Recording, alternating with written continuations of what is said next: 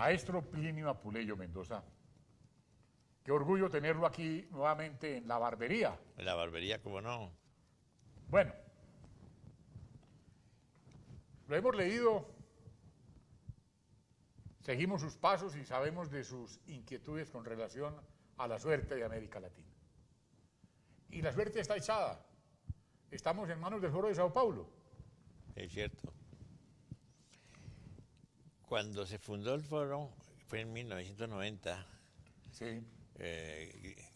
Gracias a Fidel Castro y a Lula, pues ninguno de ellos había llegado al poder. Y ¿cuántos años? 10, 25 años después han pasado por el poder más de 15 presidentes, más de 15 hombres en el Estado, lo cual muestra que acertaron. No lo pensamos jamás, porque en esa década del 90 parecía archivado para siempre una opción populista, una opción socialista. Eso ya parecía recogido, porque se había derrumbado el muro de Berlín y esto, claro. Y entonces, pues no, el fenómeno se produjo gracias a una cantidad de factores. Yo creo que uno de los factores que influyó mucho en que prosperara todas esas postulados del Foro de Berlín fue el descrédito y la corrupción de la clase política. La gente no cree, entonces busca una tercería. Y Chávez encontró la fórmula, le corrigió la cartilla a Fidel Castro. La cartilla de Fidel Castro hace 50 años era que la única manera de hacer la revolución había que llegar por las armas al poder. Y eso fue lo que tendió las FARC y el ELN, porque ahí empezaron. Y ahí se quedaron. Y ahí se quedaron. No, Chávez, influido por un argentino, inclusive no de izquierda, sino de extrema derecha, Norberto Cerresole, llegó a la conclusión de que sí se podía llegar al poder por la vía electoral, aprovechando el descontento que existe con la clase política y apoyándose en las clases marginales, fracturando el paisaje social, de modo que dejar a un lado la clase alta y la clase media, donde hierven todas las distintas tendencias, para apoyarse en la clase marginal, que es muy numerosa en nuestras ciudades y que se le puede realmente captar a través del populismo, un populismo asistencial. Pues se le dan prebendas, cosas directas, y él no piensa en otra cosa. Y entonces ahí se tiene un soporte electoral importante. Eso le permitió a Chávez llegar al poder. Y después a los otros, a Correa, a Evo Morales, al de Nicaragua, y a Ortega, ya tenía influencia en Argentina, mucha influencia en Argentina, ese populismo, claro. El populismo asistencial, y aquí lo tenemos en Colombia, pues con Bogotá, sí. Ahí está Petro. Uno ve exactamente esa fractura social muy definida cuando se da cuenta que se mueve en estos ámbitos del norte, ¿no? Pues nadie apoya a Petro. Pero si uno va al sur, se encuentra con que efectivamente tiene ahí sus partidarios y su gente, etcétera, etcétera, gracias a ese populismo asistencial, que por lo demás es una ruina. Lo hemos visto en Venezuela, peor situación que la que ha habido, la que vive Venezuela. No ha habido ningún país de América Latina, ni siquiera bajo las dictaduras. Nada. Entonces es muy grave lo que estamos viviendo, porque realmente es una democracia amenazada. Entre otras cosas porque las entidades internacionales como UNASUR, la OEA y bueno, y otra más que olvidé en este momento el nombre, pues están dominadas por ellos. Ahí tenemos a Ernesto Samper en UNASUR, nada menos. Dirigiendo todo desde eso. Quito. Y naturalmente que lejos de criticar a Maduro por su atropello a la democracia, lo están apoyando. De modo que es un peligro muy grande. Tanto que hablando ayer con Rocío Guijarro, la directora de CEDIS en Venezuela, nos pareció que era muy importante proponerle a FAES, proponerle a otras fundaciones, a Libertad, etcétera, un foro fuera de nuestros países, ojalá en Europa, ojalá en España, sobre un continente en peligro, para que de allá se presenten distintas personalidades, etcétera. Ahora, lo que es inesperado y terrible es que ahora España está viviendo la misma situación, Sí, porque hay un descrédito ya, tanto de un partido del PSOE como del PP, y entonces ya apareció Podemos, dirigido por alguien que estaba muy cercano a Chávez, que tenía oficinas en el Palacio Presidencial y que ahora tiene opciones según las encuestas. Entonces, también allá puede llegar lo mismo, porque es el mismo descrédito de la clase política y la misma necesidad de buscar algo nuevo y de ceder a las ofertas tramposas que hace un populismo asistencial. lo que pasaba aquí con el señor Petro, Chávez llegaba a su casa. Chávez llegaba a su casa, ¿cómo no? Antes de ser presidente. Claro, entonces Petro lo recibía Claro. y se convirtió en su caramayona ideológica. Y aprendió sus indicaciones, sus lecciones, Pero al pie de la letra. al pie de la letra. Porque Chávez, entre otras cosas, decía nada de acabar con el ejército, sino captarlo, como sea. Su fórmula era caudillo, ejército y pueblo, y no democracia representativa, sino participativa a través de referéndum. Porque entonces la revolución se hace desde el poder, captando todos los poderes públicos, porque tienen el control de todo, del ejecutivo, Claro. legislativo, el judicial. Por ejemplo, el poder electoral en Venezuela con Tibisa y Lucena Sí, sí. tiene No, bolsillo. tiene completamente. La fiscalía. Claro, Bien. todo. Y algo muy parecido pasa en Colombia, ¿no? Se está apareciendo, Ey, cosa inquietante, porque independencia de poderes no hay, aquí no. equilibrio de poderes no hay. Es decir, la corrupción, las trampas de una cierta vieja política muy corroída ha invadido, claro, el Ejecutivo, al Legislativo con las famosas mermeladas y al Poder Judicial, cuyos fallos son completamente Políticos. políticos. ¿Cuándo se había visto una persona que llega al Congreso, enviada por un fiscal, a coaccionar a los legisladores colombianos para que voten en favor del propio fiscal general, para que él pueda seguir ejerciendo su profesión? Nunca se había visto. Una señora de apellido Claros llegó al Congreso de la República el pasado 29 de abril e hizo semejante maroma. Entonces los congresistas, atemorizados, atendieron las órdenes. Atienden las órdenes. Claro. Ese es el peligro que estamos viviendo y que nos deja muy inquietos porque no sabemos lo que puede ocurrir. No hay justicia. La Corte Suprema de Justicia era muy respetable en otros tiempos. Yo recuerdo pues que eran unos magistrados respetabilísimos. En las épocas de su señor padre, Sí, acuérdese claro. que cuando teníamos esas cumbres morales, Sí. ¿cuándo se podía imaginar un magistrado No. de una alta corte Ese magistrado queda en un cóctel? de por vida y cuando moría un magistrado se reunían otros magistrados muy respetables para designarle un sucesor con las mismas calidades y virtudes que tenía el desaparecido. De modo que teníamos una justicia muy confiable en Colombia. Ya Ahora no- hacen un cóctel, unos políticos, y escogen una persona que le haga mandados ahí por cuenta de y ahí está la judicialización de la política y la politización de la justicia. Sí, exactamente. Estamos en ese problema muy grave. Entonces, cuando tenemos esa dificultad, pues, ese enorme problema que el pueblo colombiano, que el pueblo colombiano está aterrado viendo cómo como usted lo escribió en una columna suya, maestro Plinio, cuando dijo que los canastos de los falsos testigos estaban en los patios de la Picota. Yo una vez fui al pabellón de alta seguridad de la Picota, almorcé con los unos y con los otros, ya eran amigos, aunque unos eran paraguerrilleros, y salimos al patio y después almorzamos y cuando salimos me dijeron, mire, ese patio que usted ve allá al lado, lo llamamos la canasta de los testigos. Y me contaron además tranquilamente, hay un muchacho que llegó feliz hace 3 días, amigo nuestro, para contarnos que le habían ofrecido 100 millones de pesos y que los iba a recibir porque le habían traído ya el testimonio listo para que lo... Para que él lo recitara, que lo aprendiera de memoria.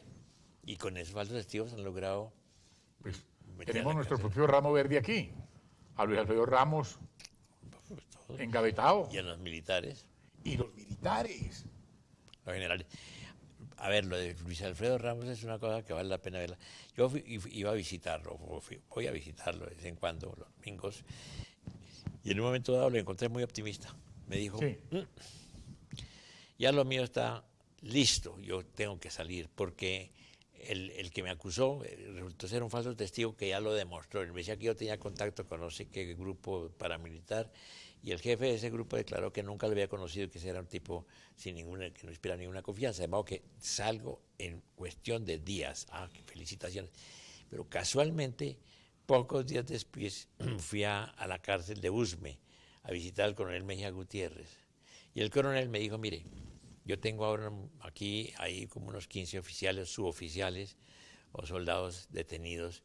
Los he reunido para decirles, aunque estén presos, tenemos que seguir luchando porque somos víctimas de una injusticia, falsos testigos, etcétera, etcétera. Y uno de ellos se acercó y me dijo, aquí vino un mensajero de la fiscalía para ofrecerme una rebaja de penas porque yo estoy condenado a no sé cuántos años, pero me la rebajan a condición de hacer una declaración contra el doctor Luis Alfredo Ramos. Uy, Y Dios entonces mío, yo Dios fui, mío. me tocó ir a contarle semejante cuento, y efectivamente en la prensa apareció, porque es el truco para que no caiga en libertad, abrir otra cosa que requiere una investigación, y mientras se adelanta la investigación el señor queda detenido todavía. Esos son los trucos de la justicia nuestra. El horror, estamos viendo horror. Entonces, viene lo del coronel Alfonso Plazas. Ah, bueno, otra bien, coronel Alfonso Plazas, otro caso igual al de Luis Sí, Alfredo claro, Ramos. claro. Fui un domingo a verlo y estaba feliz, porque el miércoles quedó libre ya porque lo habían Sí. asuelto. Tenían que someter eso a una votación de la, creo que era el Tribunal de Bogotá, por así. Y entonces ya tenía el informe de que 8 de esos magistrados estaban de acuerdo en confirmar pues la absolución, la libertad de él, porque Obvio. era considerado realmente que no había cargos válidos contra él. Solamente 2, uno se abstenía y la otra sí quería votar en contra. Nos dijo, el miércoles estoy libre, nos encontramos. Nos encontramos. Ese miércoles, gracias a los colectivos de abogados que se mueven con mucha habilidad, también en el área internacional, la Corte de Derechos Humanos condenó a Colombia por los desaparecidos del Palacio de Justicia a pagar una suma inmensa. Para poder frenar la decisión Los de magistrados Alfonso Plazas. no se atrevieron a votar ese día. Claro, porque ya estaba todo, Ya todo estaba- está conectado, tiene sus vasos comunicantes. Absolutamente. Es eso, muy grave. Entonces, son situaciones terribles que uno no entiende. Y lo malo es que no hay realmente una movilidad. Ellos tienen sus militantes muy bien establecidos, todo eso. Es una construcción perfecta que nació ya en el Foro de Sao Paulo y que se ha mantenido en todo el país. Entonces, frente a eso, hay gente muy lúcidas que uno escucha. Yo escucho a un Fernando Londoño por la mañana, etcétera, etcétera, pero no tienen la posibilidad de movilizar a nadie, sino simplemente expresar sus inquietudes y sus angustias, hablar. como lo hacemos nosotros. Hablar, como estoy haciéndolo yo ahora. Sí. Es eso. Y medios como este, que este es prácticamente un tercer canal de YouTube, que gracias a Juan Gonzalo Ángel y a un grupo importante de amigos, tenemos la oportunidad de llegar de manera independiente a los hogares, no solo de Colombia, sino de todo el mundo. Sí, Porque es muy fácil. Sí. Es por internet Sí, las redes sociales. y listo. Entonces, listo. Entonces ahí queda en la nube. Y esta barbería la vamos a poder ver cuando queramos. Y unos amigos dicen, ahí está el maestro Plinio Apuleyo en YouTube, busquémoslo. Y entonces se oprime la tecla y sale y contándole, porque por lo demás es imposible. Los otros medios de comunicación están completamente comprados. Está muy copado. Sí, señor. Y el que habla, para afuera. Es muy peligroso porque hay también sin control de los medios de comunicación. Es muy fuerte y uno lo nota. Ciertas cosas que circulan, que se saben, no aparecen a veces como noticia importante, sino como una cosa reducida, limitada. Sí, por ahí, escondida. sí. Por ahí. en la página editorial. Sí, No en el editorial, sino en, en los edictos. sí, es lo editorial. Entonces, así no se puede. No, no se puede.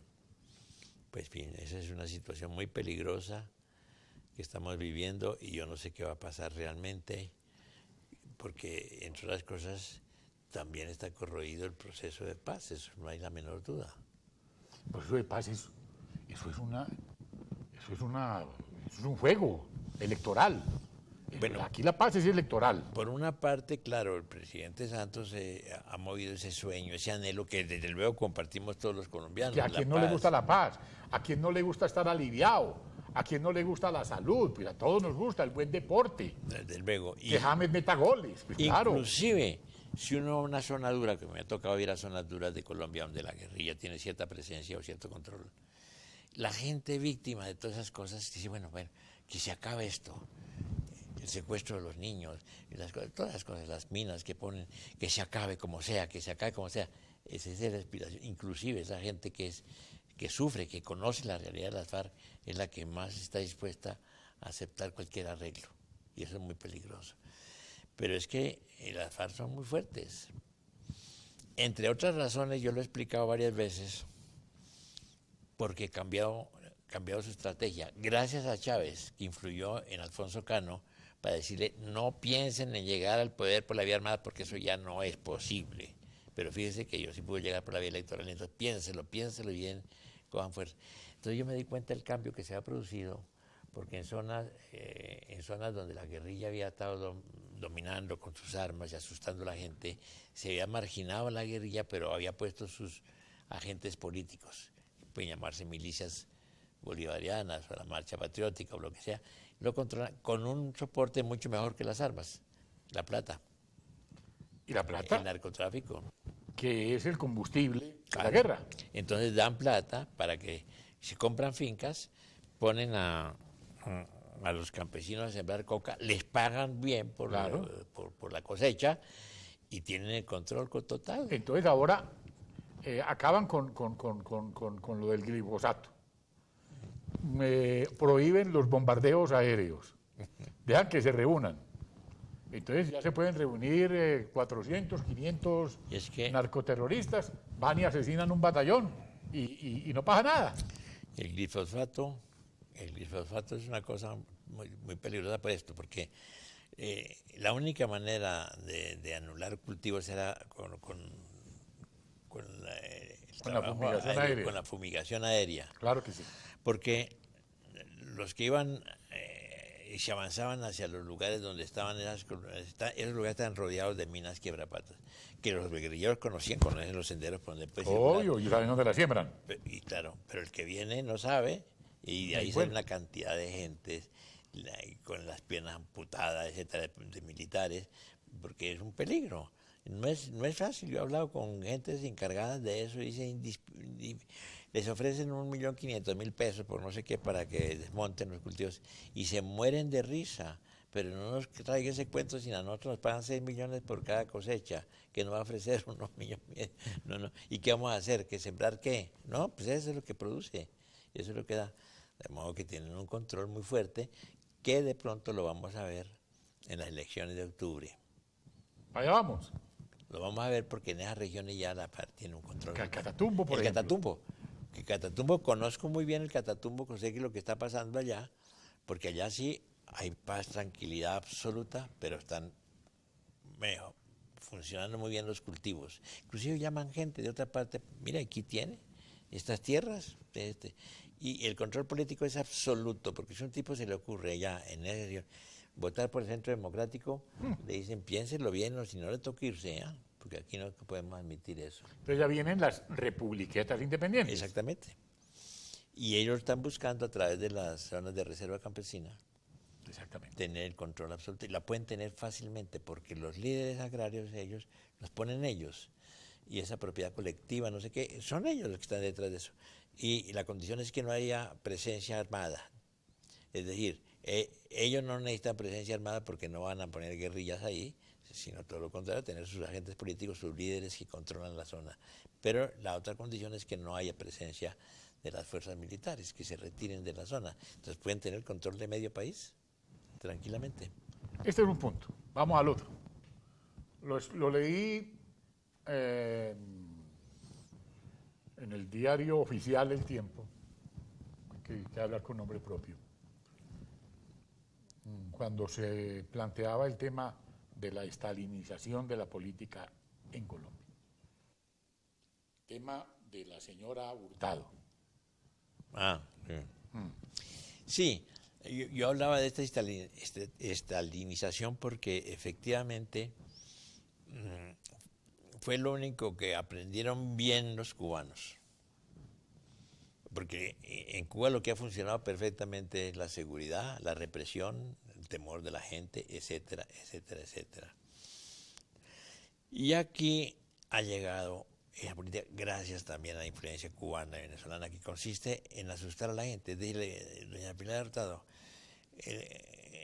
si no acepta, si acepta hacer sindicaciones contra el presidente Uribe, contra quien sea, su pena queda reducida al máximo. Es decir, nada, 5 años, 6 años, y sale. Para que lo piense bien, la meten en un búnker, que es terrible. Yo estaba en un búnker, he mirado cómo es un búnker, es una cosa más siniestra, con las luces encendidas noche y día, sin ventanas, sin nada, con unas celdas terribles. Y mientras está en el búnker le van diciendo a usted, piénselo bien, porque si ayuda, colabora con esto, con la justicia,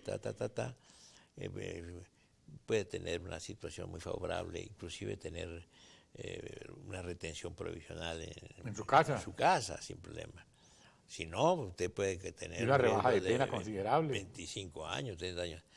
Es honesta, y yo veo por la condena que están haciendo que no se prestó a eso, y ahí sigue, en el búnker condenada quién sabe cuántos años. Es una cosa sumamente dolorosa. Ella tenía el asilo en Panamá gracias a Martinelli, presidente que yo conocía bastante bien, pero cambió y entonces le quitaron eso, cosa increíble. El asilo se lo negaron y entonces quedó sin salida posible. La que conoce muy bien su caso, yo he hablado mucho con ella, Blanca Ibáñez, la viuda de Lucinchi, venezolana. Ella vive en Costa Rica y protegió mucho a esta señora. Se dio cuenta que estaba en una situación muy difícil, muy dura, etcétera, etcétera. La protegió y defiende su caso, y es una persona muy honesta, esta Blanca Ibáñez. Y me decía, es que no tuvo más remedio, no tenía nada que hacer porque ya no tenía cómo, sino quedaba sin protección alguna y expuesta a que la capturaran y la mandaran. Entonces se vino. O sea que van por la cabeza de Álvaro Uribe. También, claro, eso desde luego que sí. Es el mismo caso de Fujimori. Sí. El mismo caso de Augusto Pinochet. Bien. Entonces, ¿para dónde va esto? Muy peligro. Y los uribistas, bueno, ¿qué es esto? ¿Qué es esto de enjuiciar a un tipo por haber aceptado, haber ofrecido prebendas para obtener un voto? Si eso ha existido, bueno, desde luego que ha existido casi siempre en Colombia, cosa que es muy triste, pero existe muy fuertemente hoy en dí, todos lo sabemos. A mí estuvo pues una enviada del fiscal en el Congreso. Por eso, por ejemplo. Eso lo vio todo el país, lo mostraron las cámaras de televisión. Cierto. Y entonces, ¿qué diferencia hay es que no hay entre Gidis y la señora Claros? No, pero por favor, si eso ocurre todos los días y una cantidad de gente, ya lo sabemos que el control del Congreso lo ha logrado el gobierno gracias a las prebendas, a la mermelada, ahí está. Porque hay una corrupción en el mundo político nuestro, es decir que, bueno, hay gente muy honesta, desde luego, el Congreso, el Centro Democrático tiene un grupo de senadores y senadoras muy limpio, muy bien, muy correcto. Y estudioso y consagrado. Estudioso y consagrado y presente, es una cosa estupenda. Pero eso es una excepción porque en realidad mucha gente sabe que para ser elegido se requiere, ante todo, dinero, ¿no? Volviendo al tema de los militares, entonces tenemos investigados la mayoría de los generales, empezando por la Asprilla, para poder tenerlo ya controlado.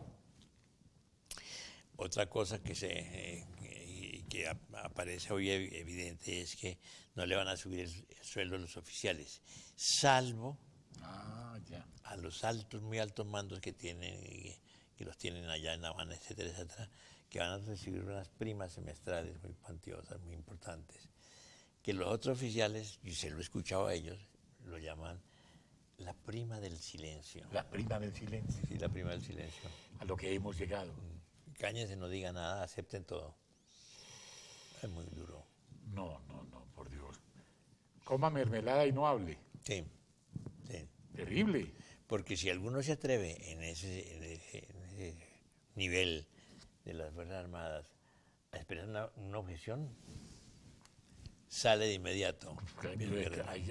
Y después lo pueden enjuiciar. Ah, pues claro, le hacían Además, su juicio. Como han enjuiciado a tantos injustamente, Claro. yo lo he visto, eso es una cosa monstruosa.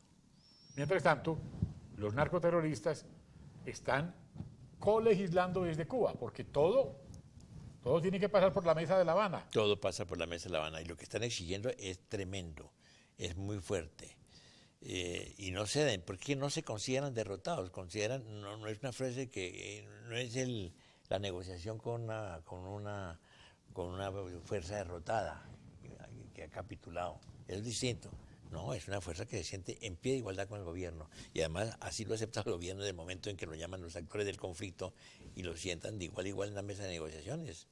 Entonces cuando dicen nosotros nos desmovilizamos, pero la condición que ponemos es que se retiren las fuerzas militares porque ellos no tienen por qué cumplir la función, se puede desplazar por una policía rural que la van a controlar ellos y que se vayan a cuidar las fronteras, que es su misión, y que se reduzcan. Eso de poner a marchar a la policía de civil nos puede volver a traer a la policía política. Sí, claro. De la que hablaba en su otro libro, el día en que se... ¿Enterramos las armas? Claro, cuando la policía, cuando los chulavitas y los planchadores y todas esas cosas que usted recoge muy bien en su libro. El día en que Colombia No, yo lo vi muy de cerca a través de mi padre, claro. Lo vi muy de cerca porque yo me doy cuenta de que en un momento dado la persecución contra los liberales era tremenda. La policía, pues los famosos chulavitas.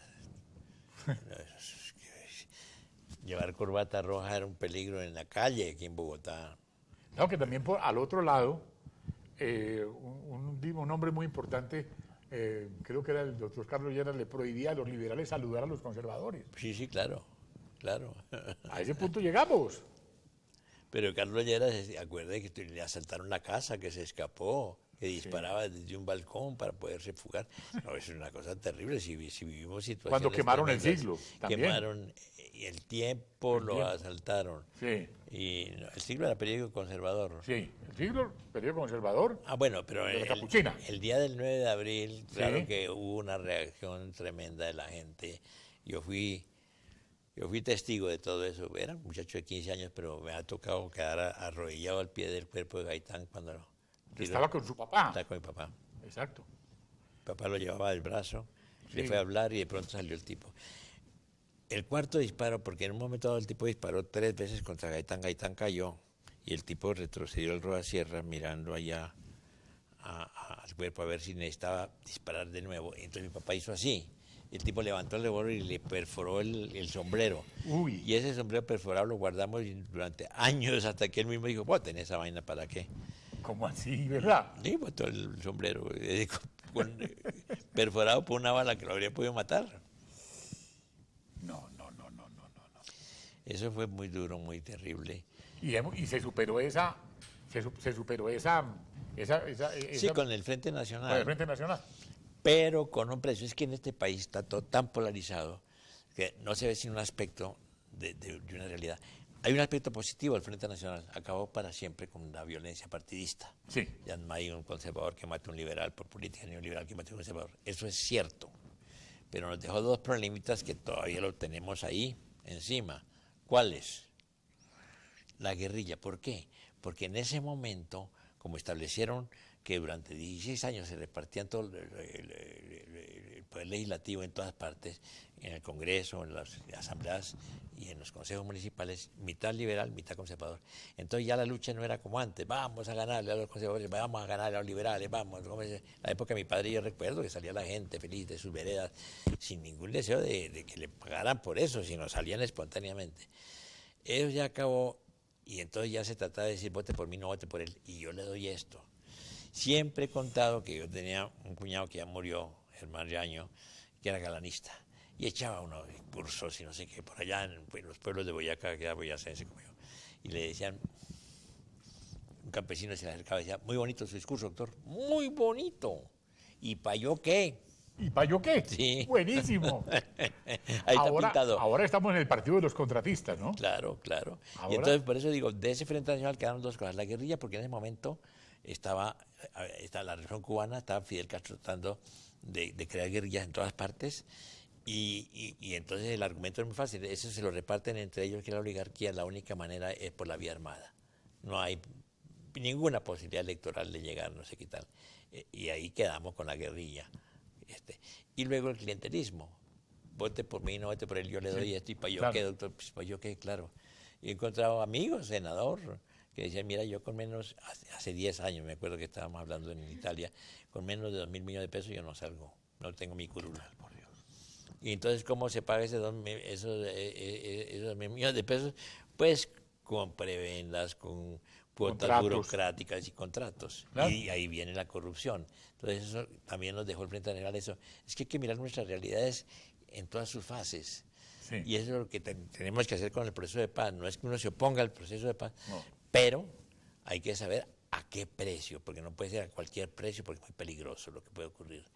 Y eso hay que hacerlo, pero cuando lo polarizan, tendenciosamente hablando de los amigos de la paz y los amigos de la guerra, pues No hay llega una a ninguna parte. Maestro Plinio Apuleyo, muchas gracias por estar hoy en la barbería. Qué delicia volvernos a encontrar aquí. Muy bien, hombre, Y muchas gracias. De verdad que nos sentimos orgullosos. Pues volveré un día a la barbería también. Claro que sí, encantadísimo. Bueno, gracias.